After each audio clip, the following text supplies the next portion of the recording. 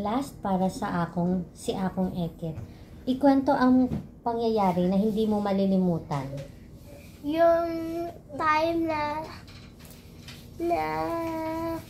nawala yung baton ng hari, diamond. Tapos kasi very important kasi galing pa yun sa mga ancestors niya.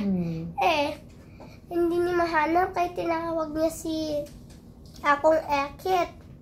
Sabi niya kay akong Eket, pag nahula niya kung saan, ikakasal siya sa anak niya. Tapos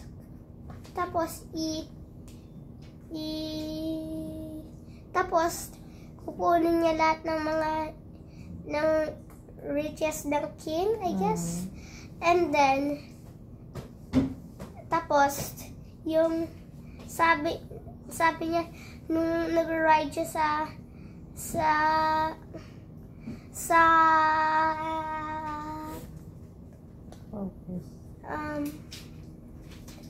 carriage na galing sa hari. Sabi niya, ito na, mamamatay na ako dito. Kasi, pag hindi niya mahula, yung ulo niya yung kapalit. Tapos, yung akala niya all by himself lang yung sinasabi. Yun pala, narinig ng nag-drive. Tapos, sabi niya, wag mo na po ako isumbong sa hari. Ako po talaga nagkuha nun. Kaya binigay niya sa kanya, mami, out of his pocket yung bato. Tapos, sabi niya, ipakain mo na yan. Hindi ko na ikaw isusumbong. Ipakain mo na sa isang goose or geese. Tapos, pinakain niya. Tapos, sabi niya, sa next day ako babalik. Sabi ng hari, the next day pa siya babalik?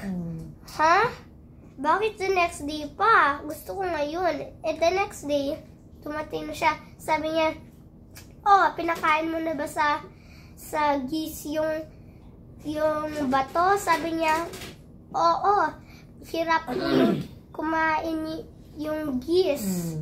Tapos nandun na sila, sabi niya na isa-isang geese yun. Nung binuksan nila, doon nga. Kaya, nagkasal na sila. 3 araw yung celebration yun. Kinasal na sila.